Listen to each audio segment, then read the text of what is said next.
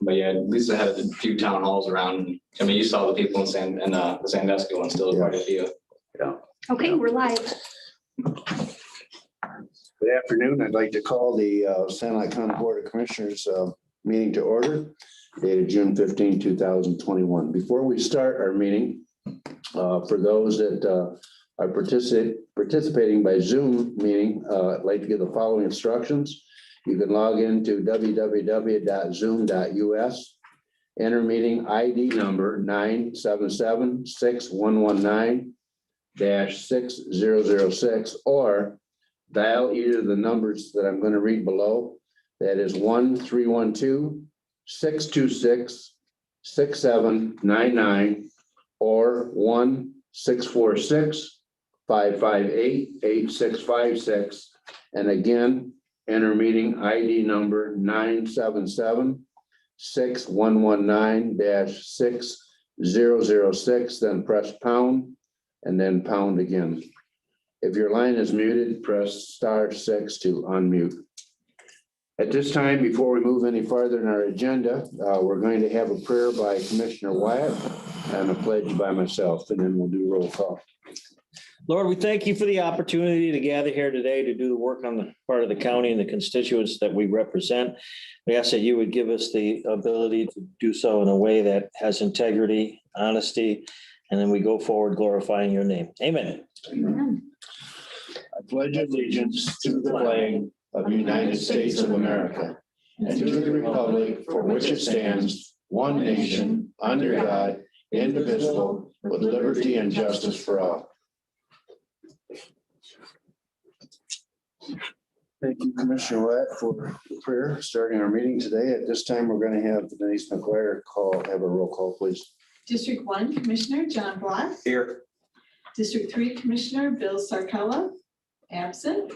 District 4 Commissioner Roger Ballard, absent. District 5 Commissioner Joel Wyatt, Present. and District 2 Chairman Gary Huberling. Present. Thank you, Denise. We do have enough for a quorum for today's meeting. And so I'll move on to agenda number 5, additions, corrections, deletions to the agenda. I have none. I have not heard from anyone else. We have anything to add. So at this time, I'd like approval for the adoption of today's agenda. For a motion. I'll make the motion. We adopt the agenda as presented. Support. Okay. Hey, we have So a much motion. power now. It's gonna go back. Yeah. Okay, most of the day, right? Completely different dynamics now. Any discussion? Seeing none, all in favor, say aye. Aye. All opposed, the same. Motion passed. Agenda for today is written. Number 7 on our agenda today, corrections to the minutes. Is there any correction need to be okay? At this time, I'll ask for approval or a motion for approval of minutes on the June 1st, 2021 meeting. Move to approve. Support it. Okay, any discussion? Seeing none, all in favor, say aye. Aye. All the same, opposed, motion passed. Correspondence, petitions and introductions in front of you on the blue sheet. I'd like to go through a few of them and highlight a few of them. The first one, notice of Department of Treasury regarding the final state equalization report for 2021 tax year was approved and certified with the state, and we do have that, correct? That came in. Denise, okay. Number 2, letter from Region 7. Area Agency on Aging, the request for a proposal has begun. Each applicant will, for grant funds available in Sanilac, will be submitting a summary up to 3 pages of its application narrative and a copy of its budget. The summary and budget must be submitted on or before June 28, 2021. Number 4, Roscommon County Resolution number 2021-6-1, opposing Michigan Secretary of State by appointment only. Number 5 on the communications, Oceana County Resolution opposing COVID-19 vaccine passports. And last, Runaway County Resolution, Michigan Social Welfare Act opposing gearing towards integration proposal. Okay, any other communications that I've missed or should be brought forth to the same? Seeing none, commissioner reports. Well, I attended Speaker Township's board meeting. One of the things of interest that they referenced was the County Planning Commission and that they were submitting their marijuana ordinance for approval by the county's planning commission. I did take the opportunity to say, well, it's not really approval or disapproval. This is a recommending body only, someone for you to bounce ideas off to be able to tell you what's going on in the county. So we had a good conversation about that, and I found that it's not just that municipality, but plenty of townships, both in Sanilac and outside of Sanilac, feel obligated to get approval from the county planning commission. And if I'm not wrong, that's not needed. We don't approve or disapprove. So I can actually clarify that a little bit for you. Statutorily, the county only has 30 days to offer an opinion. So if the county was to not even offer, if they weren't even to take it up within 30 days, they forfeited their right to offer an opinion. Yeah. So you are correct in what you're saying. Well, it's interesting because a lot of folks are under the misunderstanding that county level politics supplant township level or village level or city. And generally speaking, that is not the case. And so we had an interesting conversation about that. They certainly wanted to get your opinion on it. And they were adding some firemen to their staff. That's about it, really. I did have a conversation with a couple of members of the former broadband committee group. Comcast was on the line with a guy named Kyle, who's a district representative, and they were looking at possibly picking up those areas that weren't covered in the RDOF auction. And those areas were highlighted on a map, and they're spotchy all over, the county. And they represent areas typically where there aren't a whole lot of folks. So in the RDOF auction, the three major auction bidders on this chose to avoid those areas. There's supposed to be a second RDOF auction coming up for those areas, but whether anybody, tries to get them or not, don't know. So Comcast was interested, at least this representative was interested in saying, well, maybe we can do something here in terms of being able to use ARPA funds. So, okay, all right, let's talk about it. One of the problems is that it's limited, the ARPA funds for the infrastructure for federal funds to be utilized. There has to be a lack of a certain speed, upload and download speed. And most of those areas that were identified, that were not picked up in the RDOF fund, are served in some way or another with speeds that are at that minimum. So that even makes that area even smaller. And so we spent probably an hour and a half to 2 hours talking with the Comcast guy, talking with Dan Manning, who's from Connect, Michigan. It was a useful conversation, but in the end, it seemed that allowing the RDOF auction to move forward in the next 4 to 5 years, there's not much we're going to be able to facilitate it. One of the things that we circled back to, was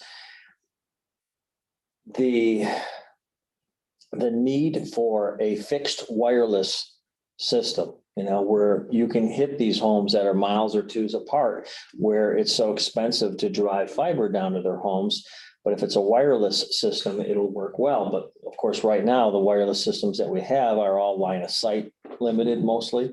So with the trees and the valleys and the hills and stuff, it's difficult.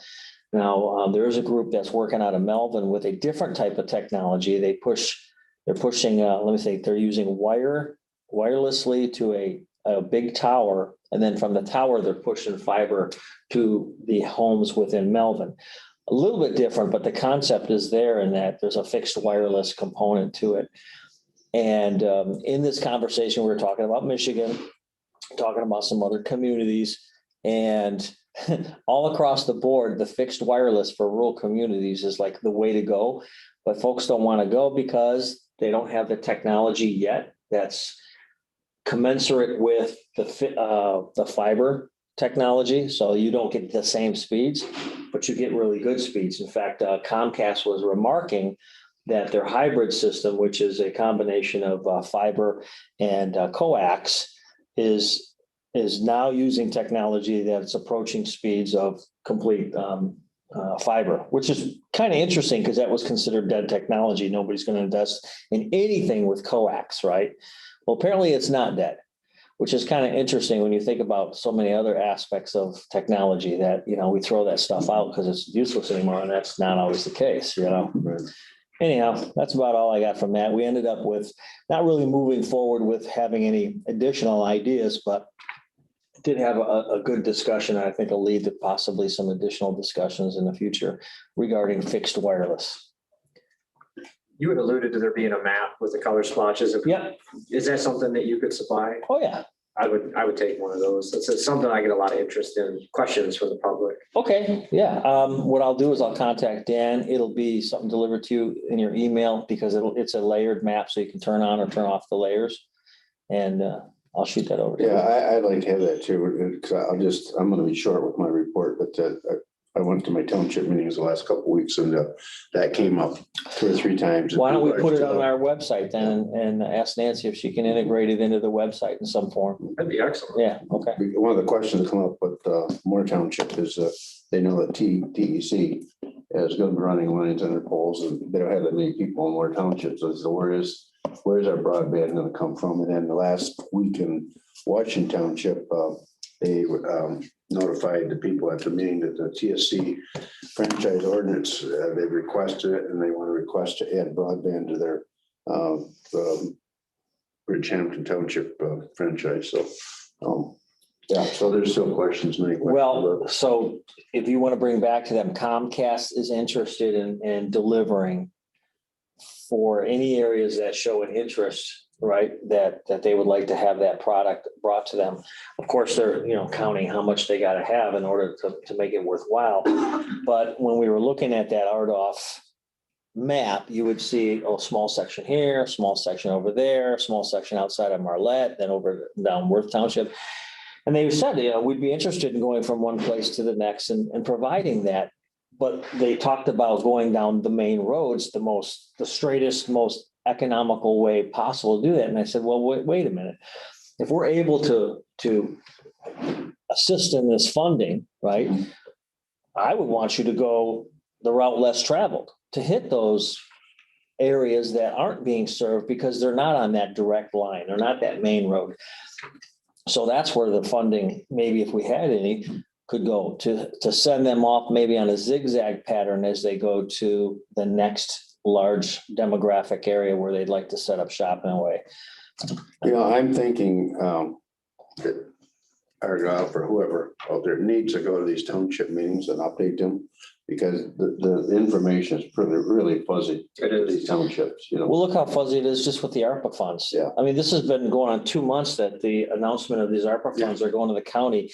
People are ringing our phones off the hook, wondering when we're going to get our cash. And we still don't know how specifically it could be spent. Mhm. Yeah, I hear you, Gary. Yeah, everything sounds good in the news, right? But when you start asking questions, there's no answers. I'm from the government. I'm here to help. Yeah, let's give the government more power. Thank you. Oh, John, sorry. I don't really have much. Townships getting the road improvements done, a little bit of a struggle getting some brine put down, but that's just like everything, getting people to show up to work. And I think the biggest problem with the brine is it's too dry, right? I mean, I've heard that in every township. As soon as it rains, we can get it put on, it's a waste of time putting it on when it's so dry, so. Tara? All right, Very just a few items. We are in our budget planning currently. So we do have those budget reports due from our department managers at the end of the month. And then we do have budget committee meetings that will be scheduled in August. So that's coming up. Another item, we are working to wrap up our audit.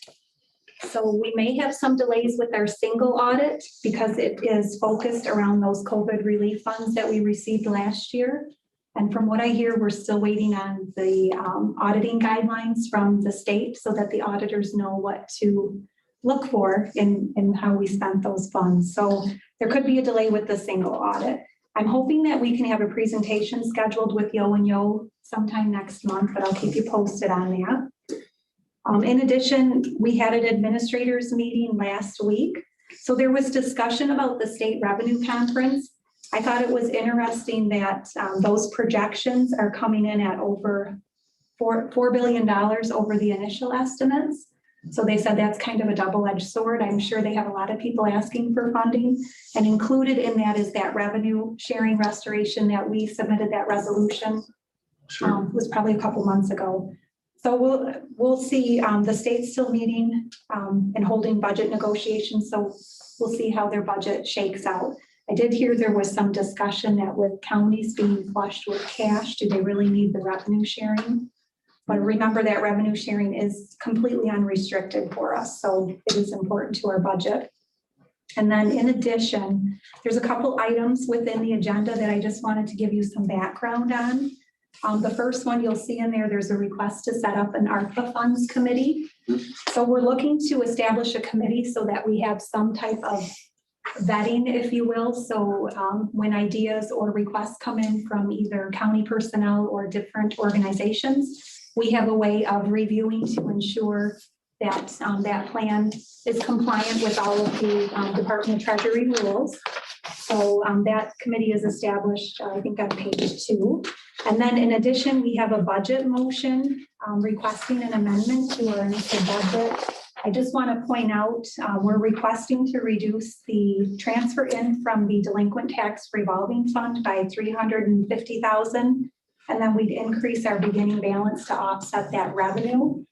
I know we've had conversations about our delinquent tax revolving fund and how important it is to maintain that required balance as indicated within our policy. When we budgeted last year, there was discussion about amending the policy to allow for this transfer to take place. And I would recommend that we go this route versus trying to amend that policy right now. So that's in there. We're just trying to clean up the budget. And we do have, it does look like our beginning balance will be more than we anticipated in our budget. So we would have funding available to cover that. Okay. Other than that, I think that is all I had to talk about. All right, thank you, Tara. Next on our agenda is public comments, agenda items only. Anyone have any public comments towards our budget today, or our agenda today? Okay, seeing none. Moving on to appointments to standing committees. County Commissioner appoints the board's commissioners and committees.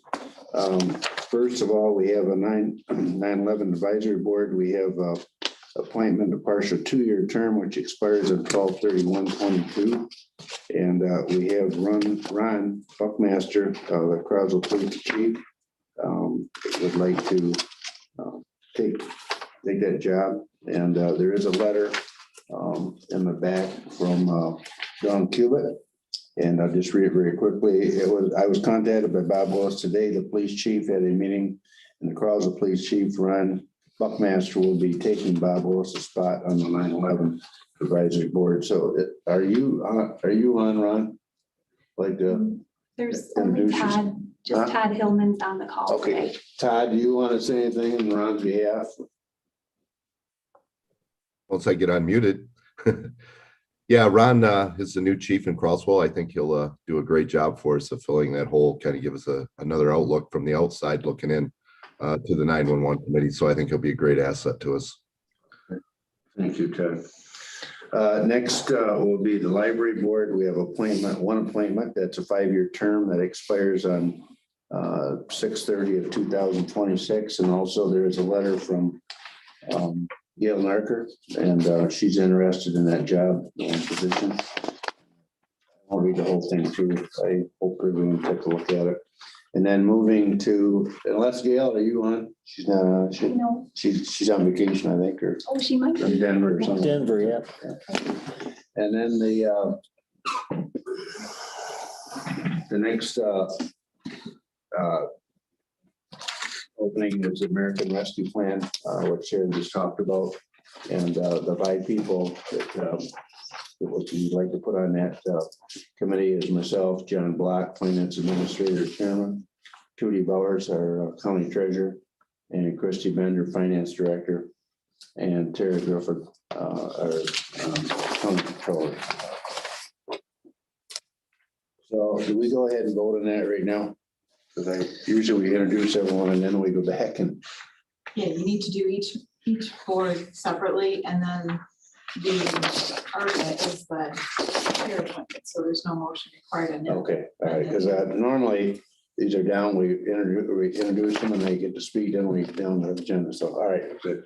Let me go back to Ron Buckmaster, Croswell Police Chief, appointment for a partial two-year term and the 9/11 board. So I'll entertain a motion for that. So I'll support. Okay. Any discussion? Seeing none, all in favor, say aye. Aye. Aye. All opposed, the same. Motion passed. Congratulations, Ron. Next is the library board, one appointment, a 5-year term, as I said earlier, expires on June 30th, 2026. Gail Narker is the lone applicant for that position, so I'll entertain a motion. move to appoint Gail Narker to the library board. Okay, Support. support. Any further discussion? All in favor, say aye. Aye. Aye, too. All opposed? Yes, congratulations to Gail Narker. 3 people here, it makes it a little tough. Things change, all right. And then county commissioner appoints to boards, commissions and committees. So I can just go ahead and do that, or do we have to vote on this, Denise? No, it's just the chairman appointment. Okay, so that'll be an appointment and that committee will take place. And I guess I'll ask you, Chair, do you have any time frame when our first meeting will be? Yeah, I'll reach out to everyone who's on the committee. We do have some items that we need to address, so we'll probably meet sooner than later. Okay. All right. I think it's a good committee, and there's one guy in there, the guy in the top of the list, I don't know about him, but I think that's a good committee. And we'll get things taken care of. All right, general resolutions, none, committee reports. I'll go first because mine is short. We have a recycle meeting this afternoon at 3:30. And then John and I have a Sonoma County Planning Commission meeting Thursday at 4:30. And we'll continue on with the some of the things that we've shared on last month. And so, John, I'll let you go next. You may want to explain a little bit more. I think we briefly touched on what the planning commission was up to. There was a motion passed to get some RFP bids on having a consultant come in and help us with the master plan. So I'm sure we'll have some substantial discussion about that on Thursday. Go a little further with that. Beyond that, I don't think I have anything else for committee reports.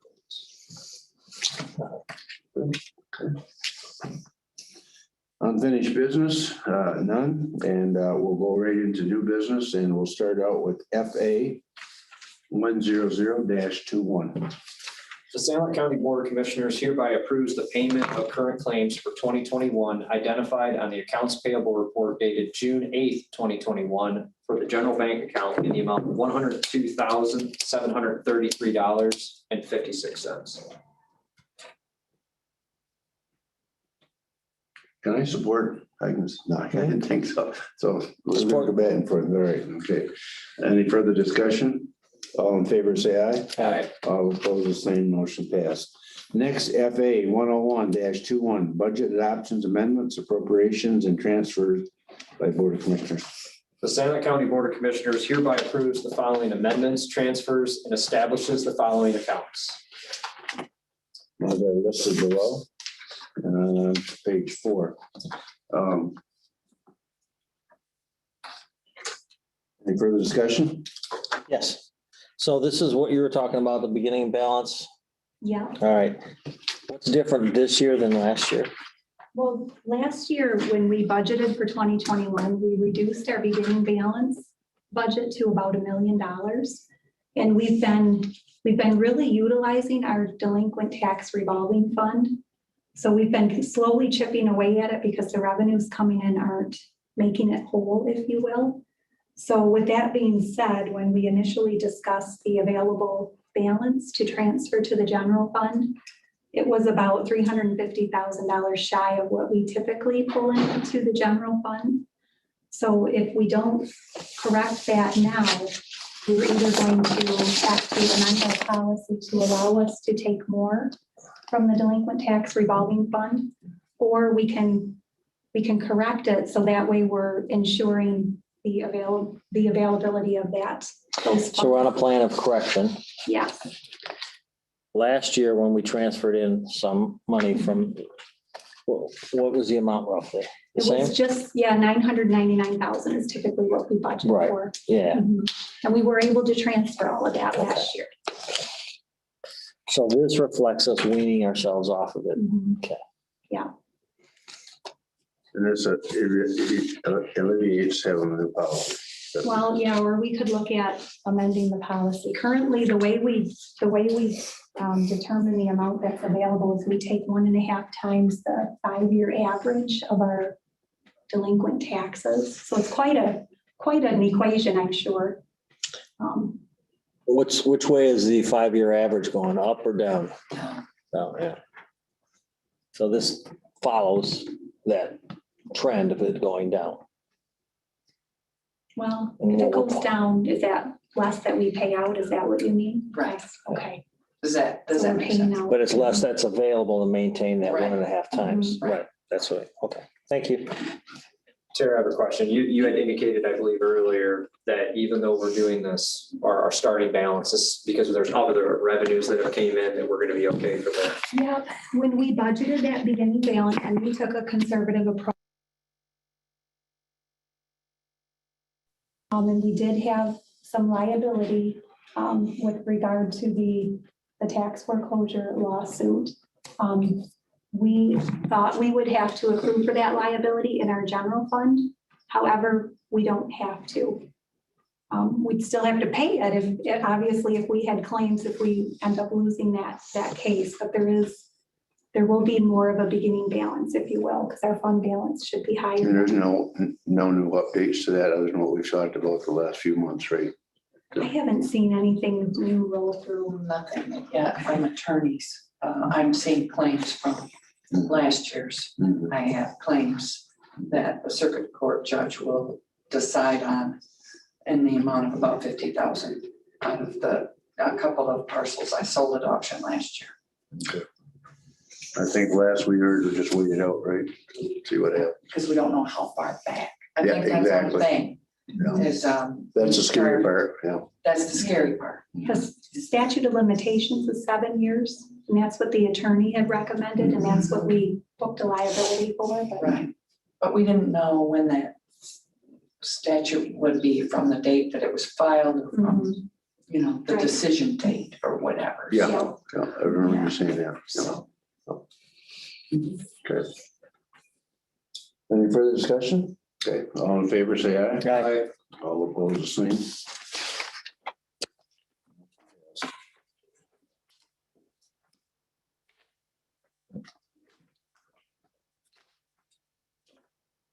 FA 102-21, approval of additional general fund bank account checks charged in May 2021.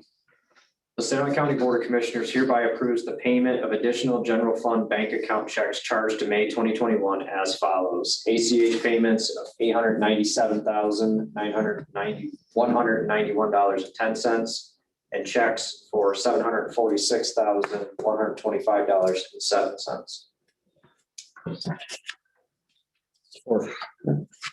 Discussion?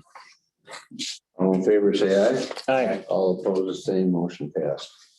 FA 103-21, award and authorized bid for engineering services, buildings and ground. The Salem County Board of Commissioners hereby awards and authorizes OHM Advisors the bid to provide engineering services for the parking lot improvements needed at the courthouse, sheriff's office, state police post, health department, and Salem County Emergency Operations and Training Center at a cost not to exceed $7,750, with funding from the Building and Grounds further authorizing, with funding from Building and Grounds, further authorize a friendly amendment to include immediate approval on 6/1 due to concerns with the timeline of scheduling the project. Support. Any further discussion? There's been a motion made in support. Any further discussion? Seeing none, all in favor, say aye. Aye. All opposed, the same. Motion passed. Next is FA 104-21, award and authorized bid for exterior painting, buildings and grounds.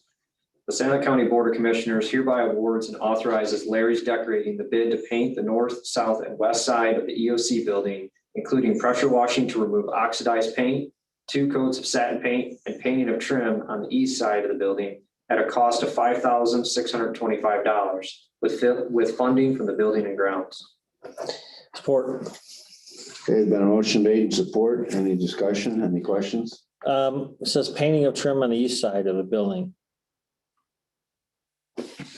East side's all brick. So there's just trim. But the trim on the entire building will be Yeah, painted. oh, yeah, yes. Okay. For sure. Okay. Mhm. Yeah, And my question, Tara, to you is Nick gonna oversee this and approve it when it's done? yes. Okay. Mhm. All in favor, say aye. Aye. All opposed, same motion passed. Next is FA 105-21, approval of transportation coordinator agreement, and this is to do with the Veterans Affairs. The San Luis County Board of Commissioners hereby approves the employment agreement for transportation coordinator between the San Luis County Department of Veterans Affairs and John Herman at a pay rate of $12 per hour effective June 1st, 2021 through December 31st, 2021, and further authorizes the board chairman to sign the necessary agreement. Support. Discussion. Okay. Any further discussion? I'll just add, this is the going rate, what we've been paying that personnel. Maybe. Do we have to review it? Contractual. I was, had a question about the name. All right, any further discussion?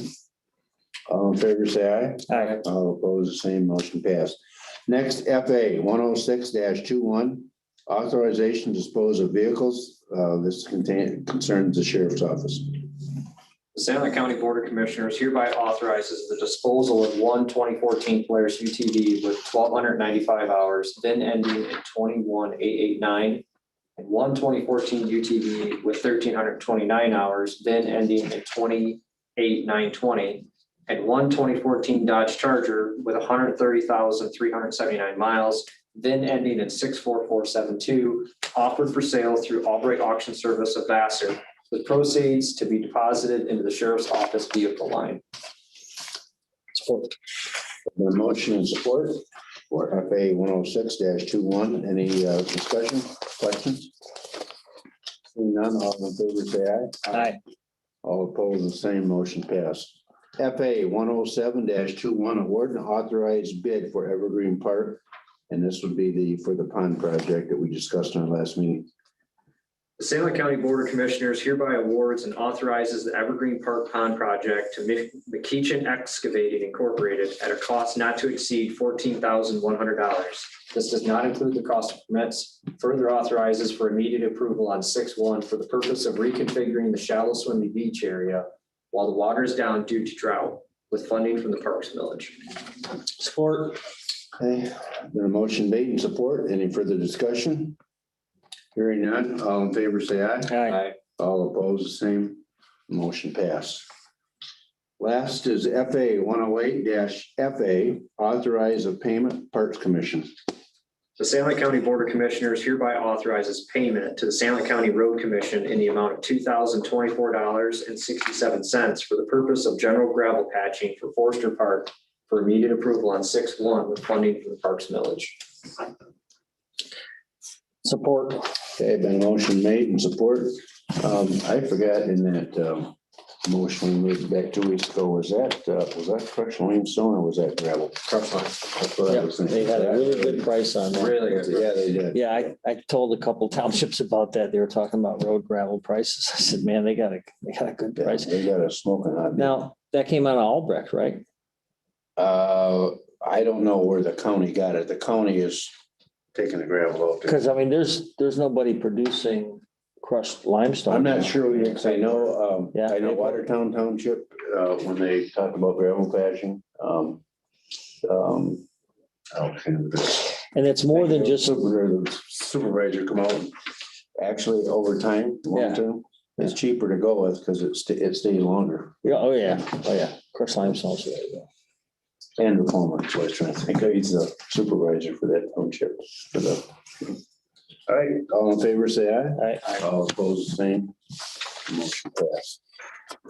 Going back to our agenda, at this time, entertain public comments, and what I should have done at the start of the meeting, we have Cole Wood from Lisa McLean's office here. Welcome here.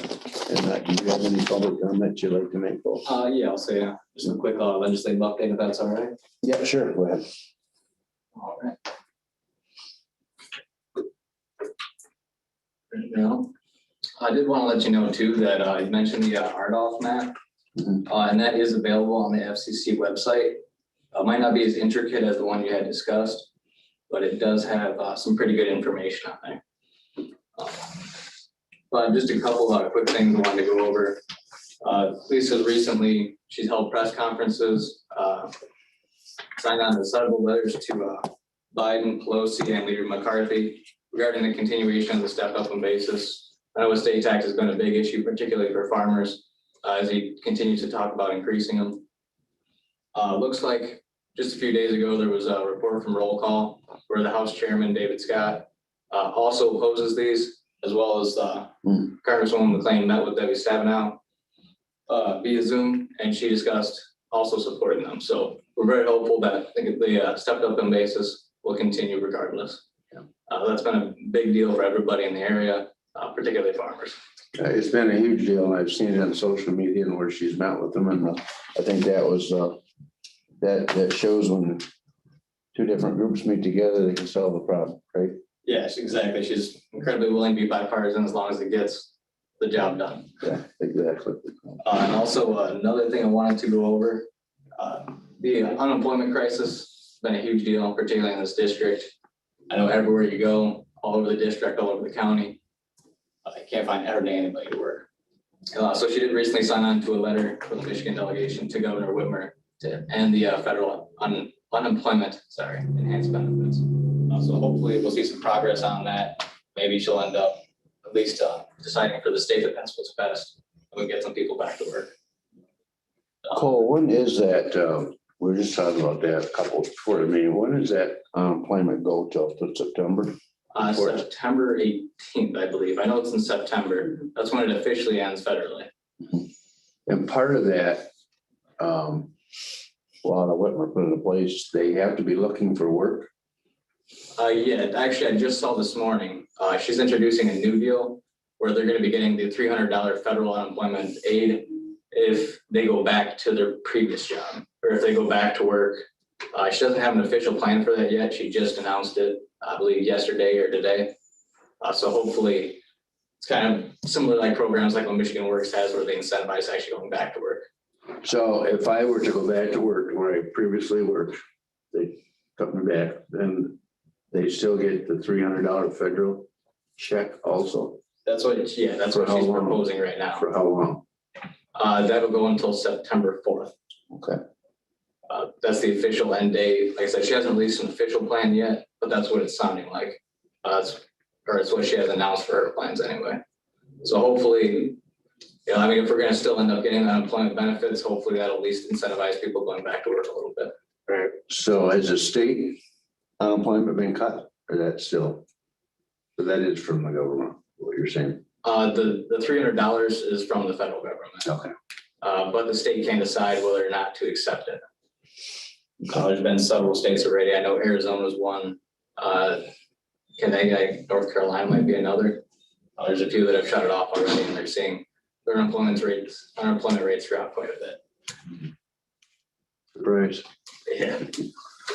That's all I have. If there's any questions or anything. Yes, has Congresswoman McLean considered, in as much as she did write a letter to Governor Whitmer, weighing in on the Secretary of State's refusal and depriving Michigan residents from the ability of getting service on the day they choose, walking in and receiving service? It's ridiculous. To the best of my knowledge, she doesn't have an official stance on that right now. But I know I bought a truck 2 months ago, and I won't be able to register until the end of July. This Secretary of State organization not only is depriving Michigan residents of being able to go in a timely manner and get the work and the service that they need and the products that they need, They're charging them late fees for following their own requirements of obtaining Yeah, appointments at a later date. It is abso-freaking-lutely outrageous. They are charging them late fees Yeah. with Say no what you mean, Joe. recourse to be able to go back and get those taken away. And it's based on following their procedure, their program of scheduling themselves months down the road. It's ridiculous. I completely agree. The only thing that I've seen so far is that I've heard people mention that if you try to refresh at noon or 4 o'clock, you might be able to get a little bit easier. Or a Oh, little yeah. quicker, but You got people with the comments of saying, well, wake up earlier and get in on it. Listen, it's a lottery, right? There's only so many slots available at 8 o'clock in the morning when you're supposed to log in and do that. That's ridiculous. right, I mean, they're supposed to be here to help. If you notice, a couple of our communications were resolutions from other counties that were speaking out against that. And last month, the same thing. We had several resolutions. So there's a lot of counties that are having resolutions saying this is ridiculous. And it even, I mean, you talk about a stick in the eye when you're charging people a late fee. Oh, it's only $15. But, multiply that by how many thousands and tens of thousands of people are being forced to do that. It is another tax that they're forcing on our people. illegal I steps. completely agree. Yes. Is there anything that you can do as a county to get them to reopen other than resolutions, just advocating? Resolutions. Okay, Yep. well, I'll be sure to pass it along to the other counties in the district as well. Maybe they can help join and we can get something done. Thanks. That'd be great. No problem. Anything Thank you, Cole. Appreciate you coming. Yeah, thanks for being here. I'll make a note and try to get back with you on that. Make an angry note. Thank you. All right, there's no reason for a closed session today, and of course, we wouldn't have approval of closed session minutes, and so I will ask for adjournment of the meeting. Move to adjourn. It's been motion made, supported by Commissioner Black. He's thinking about Any it. discussion? I'll support. Okay. All in favor, say aye. Aye. All opposed, the same. Motion passed. Meeting dismissed.